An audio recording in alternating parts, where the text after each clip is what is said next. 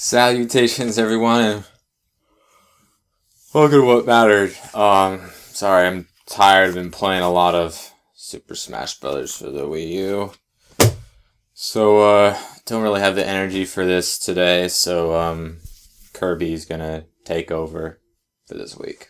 Hi! This weekend video game. I'm just kidding. Could you imagine?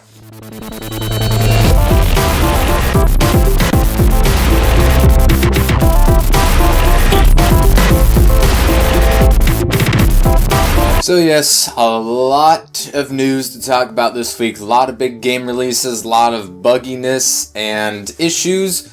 But Super Smash Bros. For the Wii U came out and is it perfect? It's everything we want it to be. Offers more than the 3DS version. It's compatible. There's so much to do. It's awesome. Also, the Amiibos came out. I got myself two. Got Kirby and Fox McCloud. They were selling out in a lot of places, I heard, so I got to Best Buy as soon as I can to get myself my Kirby and my Fox. There was plenty there, though. There was only 2 Kirbys left, so I got a little lucky there.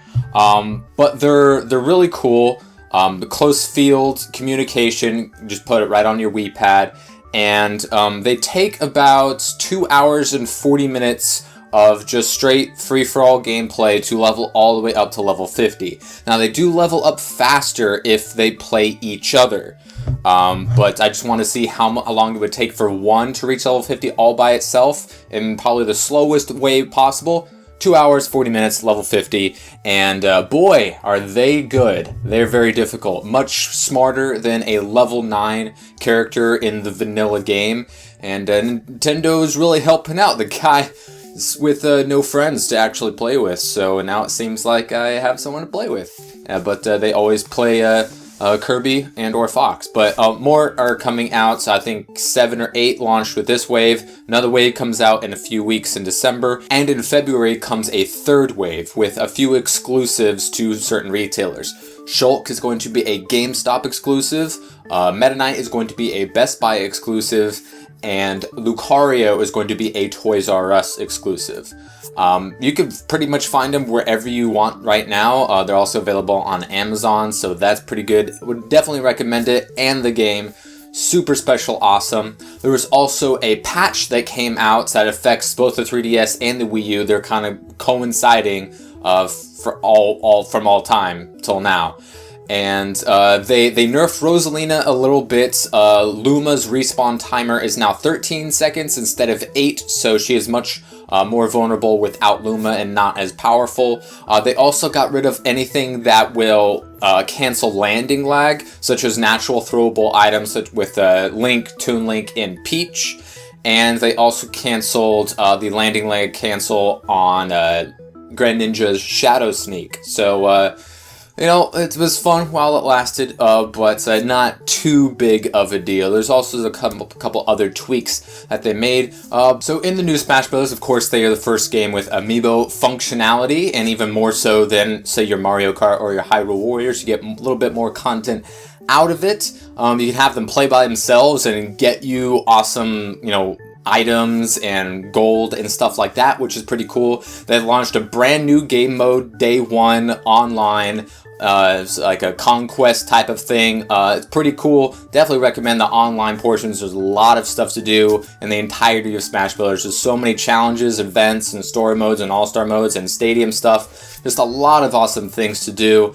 As far as maining a character, it's not something that I have typically done in Smash Bros. There's always been one character that I've kind of been the best at.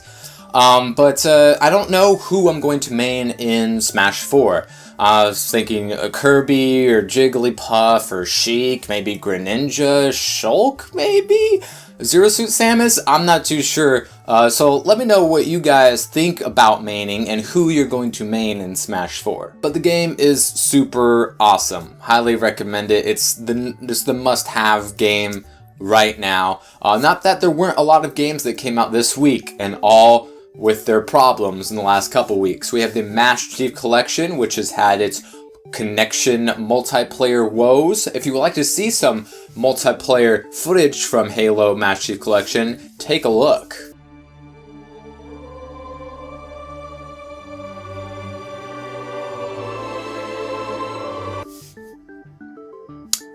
Yeah, that's all I've gotten so far. They did release an update yesterday, and since I was so busy playing Smash, there wasn't a chance for me to see if it worked, but I haven't been able to get a single multiplayer game so far, so hopefully this update worked. Assassin's Creed's no-face glitch is apparently being fixed, or has an update that's came out, and just a lot of problems coming out with a lot of new games, except for Smash Bros., which works perfectly online, no problems whatsoever.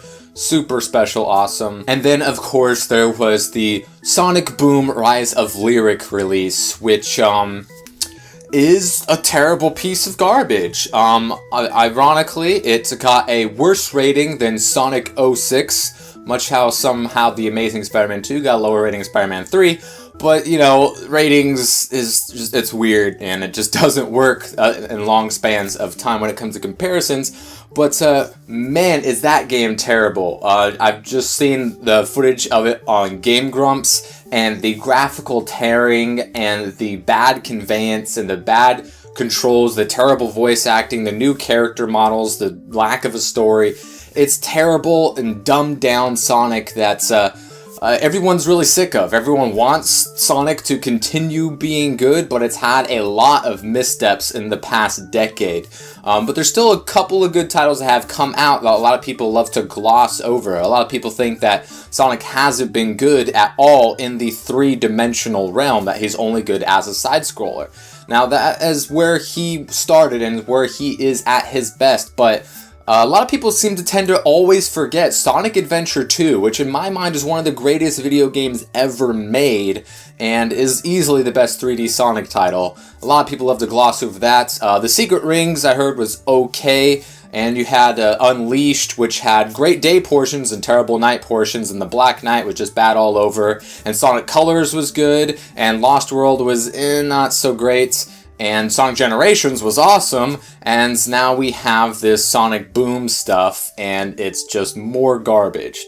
They need to stop dumbing down Sonic, make him fast, make him challenging, make non-Sonic levels not crappy, or don't have them at all, and you'll have a good Sonic game. It's a perfect formula that doesn't really need to be messed with, but Sega keeps fucking it up. We have quite a lot of Attack on Titan news. We have the first looks at the posters of the Shingeki no Kyojin film coming out in Japan. No word on if it's going to get any sort of translation. I'm sure fans will watch it anyway just because it's such a popular IP.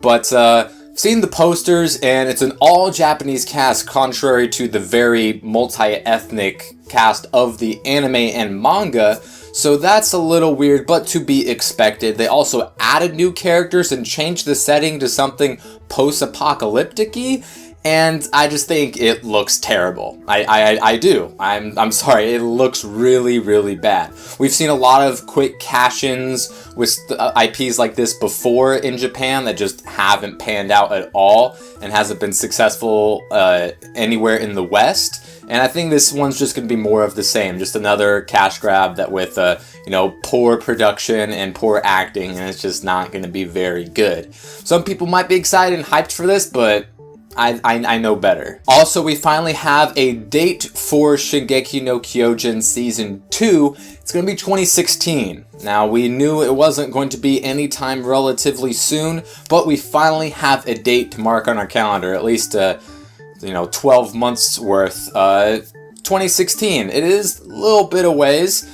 so we're going to have another year without it, but we still have some things to hopefully satiate our thirst for Attack on Titan needs.